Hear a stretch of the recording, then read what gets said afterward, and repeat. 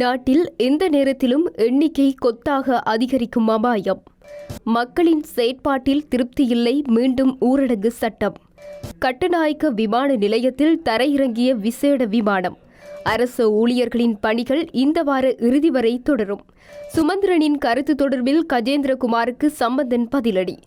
ஐக்கிய தேசிய கட்சி குழம்பிய குட்டையில் மீன் பிடிக்காது அகில விராஜ். ஜெர்மனி உள்ளிட்ட கட்டுப்பாடுகள் நீக்கிய நாடுகளில் கொரோனா வைரஸ் வழக்குகள் அதிகரிப்பு. உலக சுகாதார அமைப்பு கவலை. சீனா அனுப்பிய 8 மில்லியன் மாஸ்குகளுக்கு பணம் கொடுக்க முடியாது, கனடா பிரதமர் திட்டவட்டம்.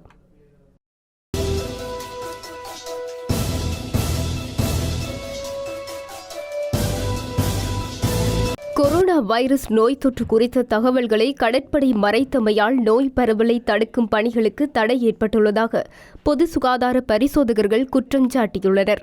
கடற்படையின் தனிமைப்படுத்தப்பட்ட நிலையங்களில் தங்க வைக்கப்பட்டுள்ள உறுப்பினர்களுக்கு கொரோனா வைரஸ் தொற்று ஏற்படும் பட்சத்தில் அது தொடர்பில் சுகாதாரத்துறைக்கு அறிக்கை அளிக்கப்படுவதில்லை என இலங்கை பொது சுகாதார பரிசோதகர்கள் தெரிவித்துள்ளனர். இந்த நிலையங்களில் உள்ள உறுப்பினர்களுக்கு சோதனையில் கிடைக்கும் முடிவு நேர்மறையானதா இல்லையா என்பதை சுகாதார அதிகாரிகளுக்கு தெரிவிப்பதில்லை என இலங்கை பொது சுகாதார பரிசோதகர்கள் சங்கத்தின் தலைவர் எம்.ஜி. உப்பில் ரோஹண ராவேவுடனான நேர்காணலில் தெரிவித்துள்ளார். நேர்மறையான முடிவுகள் பொது சுகாதார அதிகாரிகளுக்கு அல்லது அப்பகுதியில் உள்ள சுகாதாரத்துறை அதிகாரிகளுக்கு அறிவிக்கப்படுவதில்லை. ஆகவே அது பற்றி எங்களுக்கு தெரியாது என அவர் குறிப்பிட்டுள்ளார். இது தொடர்பாக தகவல் இல்லாததால் பாதிக்கப்பட்டவர்களை தனிமைப்படுத்த வாய்ப்பில்லை என்பதோடு அவர்கள் தொடர்பில் வேறு எந்தவொரு நடவடிக்கையையும் எடுக்க முடியாமல் உள்ளதாக சங்கத்தின் தலைவர் சுட்டிக்காட்டியுள்ளார். ராணுவத்திற்கும் சுகாதாரத்திற்கும் இடையிலான உறவில் சிக்கல்கள் இருப்பதாக சங்கத்தின் தலைவர் எம்.ஜி. முல்லேரியாவா கூறுகிறார்.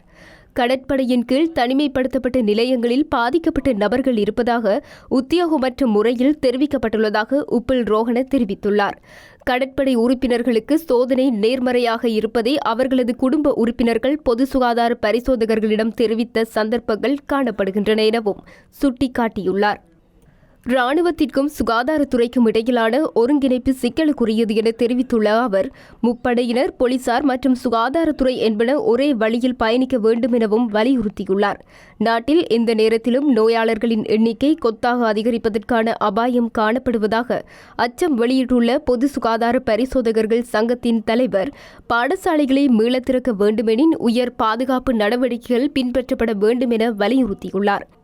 இலங்கையில் முதல் கொரோனா வைரஸ் கண்டுபிடிக்கப்பட்ட மார்ச் 10 முதல் மே 12ஆம் தேதியான இன்றைய தினம் காலை வரையில் பதிவான மொத்த கொரோனா வைரஸ் தொற்றாளர்களின் எண்ணிக்கை 869 ஆகும். அவர்களில் 440க்கும் மேற்பட்டோர் கடற்படையினர் என்பதனை பாதுகாப்பு படைத்தலைவரும் கொரோனா பரவலை தடுக்கும் தேசிய செயற்பாட்டு மையத்தின் தளபதியுமான லெப்டினன்ட் ஜெனரல் ஷவேந்திர சில்வா தெரிவித்துள்ளார்.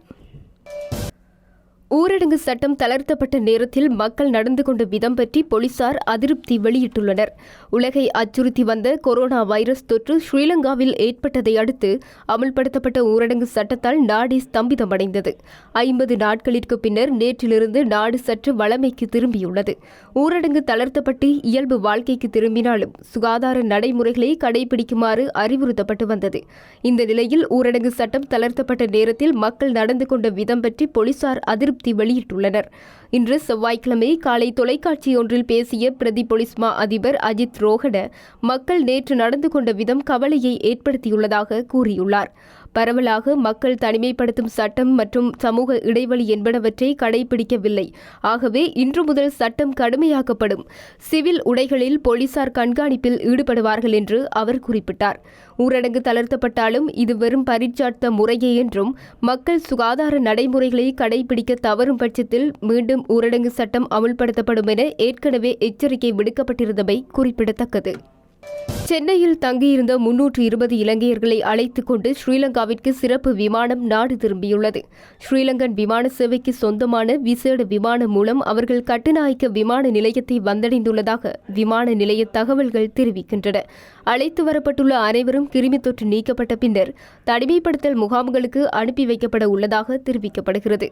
கொரோனா அச்சுறுத்தல் ஏற்பட்டுள்ள இந்த சூழ்நிலையில் பல நாடுகளிலும் சிக்கியிருக்கும் இலங்கையர்களை சிறப்பு விமானங்கள் மூலமாக மீட்கப்பட்டு வருகின்றமை குறிப்பிடத்தக்கது. ஊரடங்கு சட்டம் அமுல்படுத்தப்பட்டுள்ள நிலையில் அரசு நிறுவனங்களில் செயற்பாடுகள் இந்த வார இறுதி வரை தொடர்வதற்கு நடவடிக்கை மேற்கொள்வதாக பொது நிர்வாக அமைச்சு தெரிவித்துள்ளது.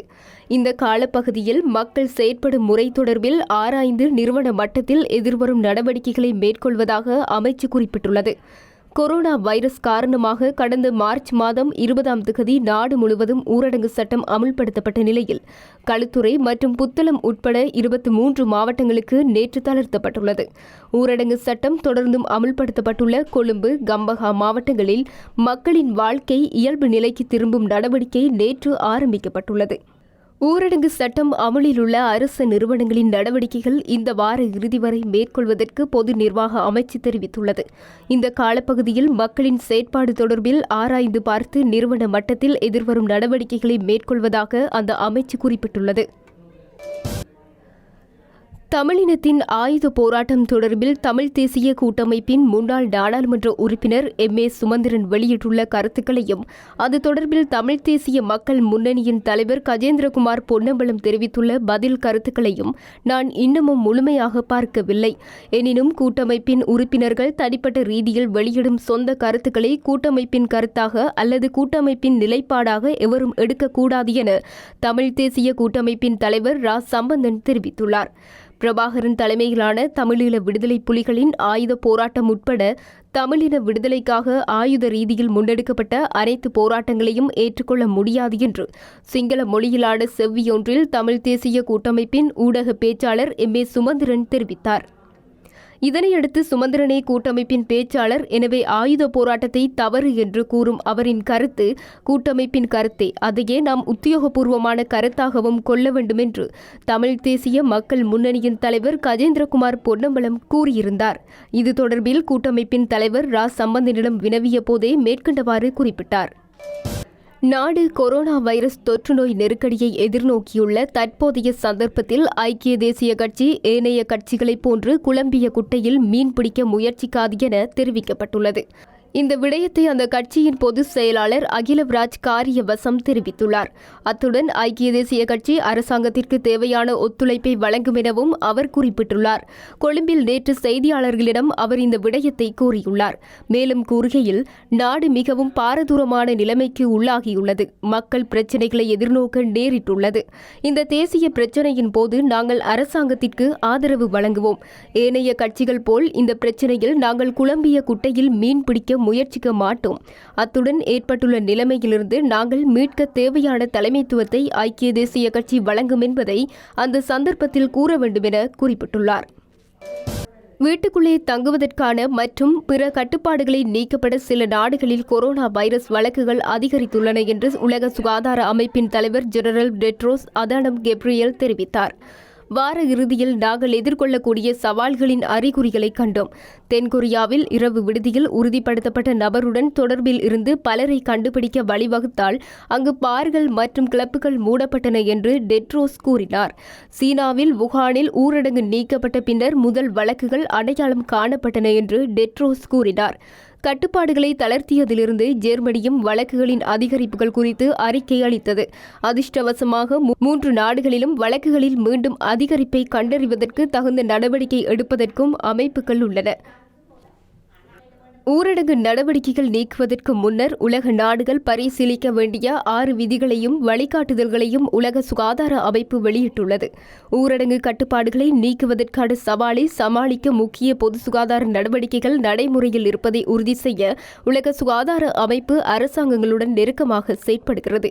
ஒரு தடுப்பூசி உருவாக்கும் வரை கொரோனாவை எதிர்கொள்ள நடவடிக்கைகளின் விரிவான தொகுப்பே நமது மிகவும் பயனுள்ள கருவியாகும் என டெட்ரோஸ் குறிப்பிட்டார். சீனா அனுப்பியுள்ள சுமார் 8 மில்லியன் மாஸ்குகளும் தரமற்றவையாக இருப்பதால் அவற்றிற்கு பணம் கொடுக்க முடியாது என கனேடிய பிரதமர் திட்டவட்டமாக கூறிவிட்டார். சீனாவிடம் ஆர்டர் செய்த 11 மில்லியன் மாஸ்குகளில் ஒரு பகுதியாக வந்த இந்த N95 மாஸ்குகளில் வெறும் 1 மில்லியன் மாஸ்குகள் மட்டுமே கனேடிய தரத்துக்கு ஏற்றவையாக உள்ளன.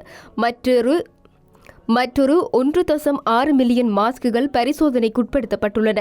ஊடகவியலாளர்கள் சந்திப்பில் ஒன்றில் பேசிய கனேடிய பிரதமர் ஜஸ்டின் ட்ரூடோ, தமது மருத்துவ பணியாளர்கள் பயன்படுத்துவதற்கு ஏற்ற தரமுள்ளவையாக அந்த மாஸ்குகள் இல்லாததால் அவற்றிற்கு கனடா பணம் செலுத்தாது என்று கூறினார். ஏற்கனவே சீன வர்த்தகர் ஒருவரிடம் வாங்கிய சுமார் 62,000 மாஸ்குகளை டொரண்டோ திருப்பி அனுப்பிவிட்டது.